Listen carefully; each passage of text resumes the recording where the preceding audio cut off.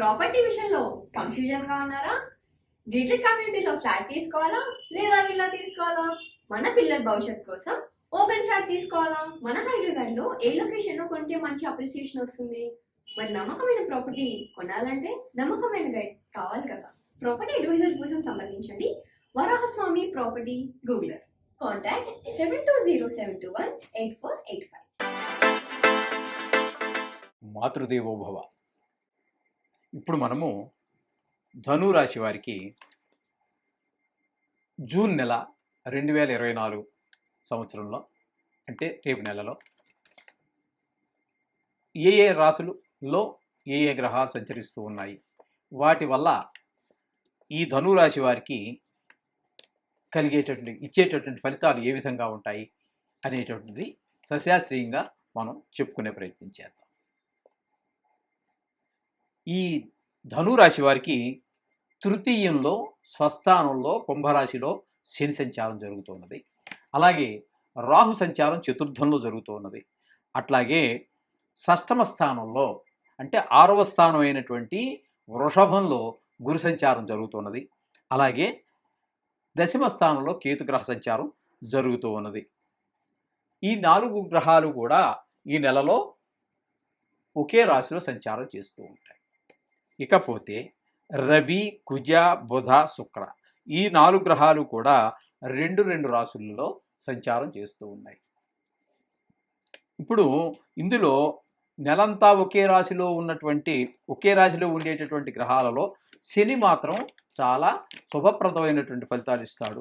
చతుర్థంలో ఉన్నటువంటి రాహువు కానీ, షష్టమంలో ఉన్నటువంటి గురువు కానీ, దశమంలో ఉన్నటువంటి కేతువు కానీ శుభ ఫలితాలను ఇవ్వజాలరు. ఇక్కడ ఏమంటే ఇక ఈ రవి, కుజ, బుధ, శుక్ర గ్రహాలు రెండు రాశుల్లో సంచారం చేస్తూ ఉన్నాయి. అందుచేత ఇవి శుభ అశుభ ఫలితాలు మిశ్రమంగానే ఉంటుంది ఈ నెల అంతా కూడా వారికి. ఒక శనిగ్రహం మాత్రం అనుగ్రహం బాగా ఇచ్చాడు ఈ ధనురాశి వారికి. అయితే ఇక్కడ ఈ మాసంలో బంధుమిత్రులతోటి విరోధం వచ్చేటువంటి అవకాశం బాగా కనబడుతూ ఉన్నది. అలాగే సంతానం కూడా కొంచెం అనారోగ్యం పాలయ్యేటటువంటి అవకాశం కనబడుతూ ఉన్నది. అలాగే ఉత్సాహ భంగం, మీరు ఏదో చేద్దామని ఏదో ఉత్సాహంగా ఉంటారు, అది మధ్యలోనే భంగం అయిపోతూ ఉంటుంది. అంటే మీరు ఏదో చేద్దాం అనుకున్నది పరిపూర్ణం కాదు అని అర్థం. అలాగే మీరు ఏ ప్రయత్నం చేసినప్పటికీ కూడా కొంచెము అనుకూలత కలగడం కొంచెం కష్టంగానే ఉంటుంది. కార్యం కూడా అనుకూలంగా ఉండదు. అంచేత కొంచెం స్త్రీ సౌఖ్యం అవన్నీ బాగానే ఉంటాయి. ఇవన్నీ మిగతా అన్నీ కూడా అశుభ ఫలితాలన్నీ ఉన్నాయి. అందుచేత కొంచెము దొంగల వల్ల కూడా భయాలు ఉన్నాయండి. అలాగే సొంత జనాలతో కూడా కొంచెం విరోధాలు వచ్చేటువంటి అవకాశం ఉంటూ ఉంటుంది. ఈ విధమైనటువంటి కొంచెం కష్టంగానే మొత్తం మీద ధనురాశి వారికి కొంచెం ఈ నెలలో ఖచ్చితంగా మీరు ఈ నవగ్రహ మంత్రాలో శ్లోకాలో ఏదో ఒకటి నేర్చుకోండి.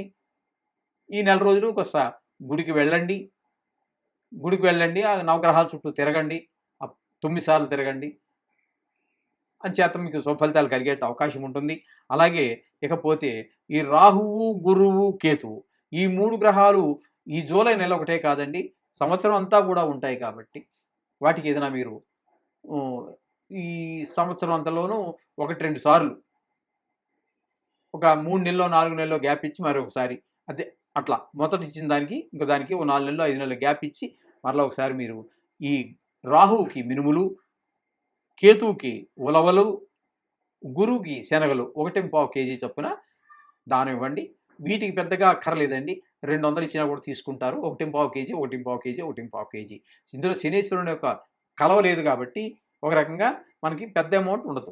వాటిదైతే వాళ్ళు 800-1000 రూపాయలు తీసుకుంటారు నువ్వుల దానానికి, ఆ గొడవ ఉండదు. కాబట్టి ఇవన్నీ 200లతో పోయేటటువంటివి.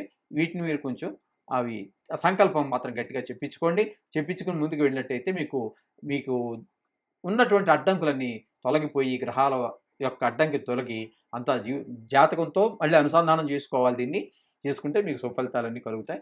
శోభం భూయాత్. మాతృదేవోభవ. ఇప్పుడు మనము జూలై నెల 2024 సంవత్సరం మకర రాశి వారికి గోచార ఫలితాలు ఏ విధంగా ఉంటాయి అనే విషయాన్ని సశాస్త్రీయంగా తెలుసుకునే ప్రయత్నం చేద్దాం. ఇది కేవలం గోచారం మాత్రమే. ఇది పూర్తి జాతకం కానేరదు.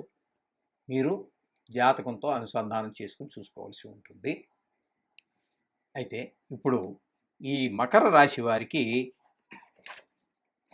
గ్రహచారం ఏ విధంగా ఉన్నది అంటే, ద్వితీయంలో శని సంచారం జరుగుతున్నది, తృతీయంలో రాహు గ్రహ సంచారము, పంచమంలో గురు సంచారము,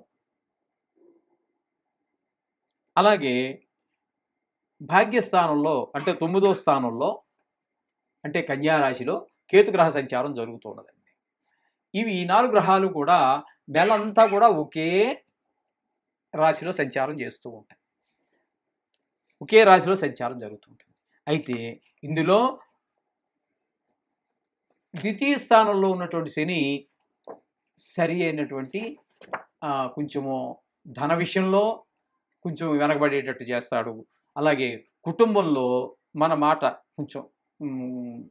కొంచెం అంతగా పరిగణలోకి తీసుకోనటువంటి పరిస్థితులు ఉంటూ ఉంటాయి. అలాగే మాట్లాడేటప్పుడు కూడా కొంచెము ఆచితూచి మాట్లాడితే ఎదురు వాళ్ళతో కొంచెం బాగుంటుంది. ఆ విధమైనటువంటి లేకపోతే కొంచెం దుష్పరిణామాలు ఎదుర్కోవాల్సి ఉంటుంది. అలాగే తృతీయంలో రాహువు అత్యంత అనుకూలమైనటువంటి ఫలితాలు ఇస్తాడు. అలాగే పంచమంలో గురువు చాలా శుభఫలితాలు ఇస్తాడు. ధనానికి కొంచెం లోటు రానివ్వడు. కొంచెము మన సంతానం కూడా మనం చెప్పిన మాట వినడమే కాకుండా మంచి మార్గంలో నడిచే అవకాశం కూడా వాళ్ళకి ఏర్పడుతూ ఉంటుంది. అలాగే భాగ్యస్థానంలో ఉన్నట్టు కేతువు కూడా అంత శుభ ఫలితాలను ఇవ్వజాలడు. అయితే గురువు 5వ స్థానంలో ఉండటం వల్ల చాలా వరకు కూడా మనకి సర్వ సంపదలు ఇస్తాడు. వీళ్ళని చాలా ఆదుకుంటాడు. అలాగే రాహువు కూడా అత్యంత అనుకూలంగా ఉన్నాడు. అంచేత ఈ 4 గ్రహాలు అంటే ఒకే రాశిలో నెల రోజులు ఉండేటటువంటి 4 గ్రహాలలో రాహువు గురువు కూడా మీకు చాలా సర్వశుభాలు చేకూరుస్తూ ఉంటారు. ఇకపోతే శని కేతువు ఈ 2 కొంచెం ఇబ్బంది కలిగించేటువంటి విషయాలు. ఇకపోతే రవి కుజ బుధ శుక్ర గ్రహాలు మనం తీసుకున్నట్టయితే మనకి అంత అనుకూలమైనటువంటి ఫలితాలను అంటే శుభ అశుభ ఫలితాలు 2 ఉంటాయండి. ఆ విధంగా ఈ శుభాశుభ ఫలితాలు ఉండటం ద్వారా కొన్ని సందర్భాల్లో ముందు అశుభం కలగచ్చు, తర్వాత శుభం కావచ్చు. అయితే శుభం అశుభం 2 కలగచ్చు. మొత్తం మీద శుభాశుభ ఫలితాలు మాత్రం ఖచ్చితంగా ఈ 2 గ్రహాల వల్ల ఏర్పడుతూ ఉంటుంది. ఇక శుక్రుడు గురించి కూడా మనకి మీకు తీసుకున్నట్టయితే 6వ స్థానంలో కొంచెం సుఫలితాలు ఇవ్వజాలడు. కర్కాటకంలోకి వచ్చేటప్పుడు మళ్ళీ సుఫలితాలు ఇస్తూ ఉంటాడు. అంచేత మీరు ఈ రాశి వారందరూ కూడా రోజు మనం ప్రతిసారి చెప్పుకుంటున్నట్టే నవగ్రహ శ్లోకాలు వదలమాకండి. నవగ్రహ శ్లోకాలు అంటే ఎవరో చెప్పినట్టు అవి మరో రకం కాదండి. చిల్లర రాళ్ళని ఎవరో మాట్లాడారు. అవన్నీ మీరు పరిగణలో తీసుకోవద్దు. మూర్ఖులనే రకంగా మాట్లాడుతూ ఉంటారు. ఎందుకంటే నవగ్రహాలు ఏంటంటే తెలియకుండా మాట్లాడిన మనుషులు వాటిని మనం పరిగణలో తీసుకోక్కర్లేదు. జీవానాం కర్మఫలదం నవగ్రహ రూపేణ జనార్దన అని చెప్పేసి శాస్త్రవచనం అండి. అంటే జీవులు చేసేటటువంటి కర్మఫలం అది మంచిది కావచ్చు, చెడ్డది కావచ్చు. ఫలదం అంటే ఇచ్చేది. ఆ ఫలాన్ని ఇచ్చేవి ఏవి? నవగ్రహ రూపంలో ఉండి జనార్దన అంటే సాక్షాత్తు విష్ణుమూర్తే ఆ నవగ్రహ రూపాల్లో ఉండి మనకు ఆ ఫలితాలను అందజేస్తూ ఉంటాడు అని చెప్పేసి శాస్త్రవచనం. అందుచేత ఇది గమనించుకోండి. ఆ నవగ్రహాలను వదలమాకండి. జాతకం నిష్ణాతులైన వారి చేత జాతకం రాయించుకోండి. దానికి ఇది అనుసంధానం చేసుకోండి. అప్పటి చక్కటి ఫలితాలు వస్తాయి. చాలా వరకు చక్కటి ఫలితాలు వస్తాయి. మన టైము అన్నీ ఉండి జాతకం రాయించుకుంటే నిష్ణాతులైన వాళ్ళు అయి ఉండాలండి. దీన్ని కేవలం ఆర్భాటం అనేది కాకుండా నిష్ణాతులైనటువంటి వాళ్ళు దగ్గర చూపించుకున్నట్టయితే చక్కటి ఫలితాలు దొరుకుతాయి. ఒకవేళ ఏమైనా దోషాలు ఉంటే కూడా వాటికి సరి అయినటువంటి ఈ శాంతులు చేయించి మీకు సూచిస్తారు. అది వారి దగ్గర చేయించుకోండి, బయట చేయించుకోండి, అది వేరే విషయం. వారి దగ్గర నిష్ణాతులైన వారి దగ్గర సరి అయినటువంటి సూచన ఇవ్వడానికి జరిగే విషయానికి సంబంధం ఉంటుంది. లేదంటే ఉదరపోషణార్థం బహువిధ వేషాణం చేత అది కాదండి. అంచేత మీరు చక్కగా మనం చెప్పినట్టుగా నిష్ణాతులైన వాళ్ళు జాతకం రాయించుకొని దానికి దీన్ని అనుసంధానం చేసుకోవాలి. శుభం భూయాత్.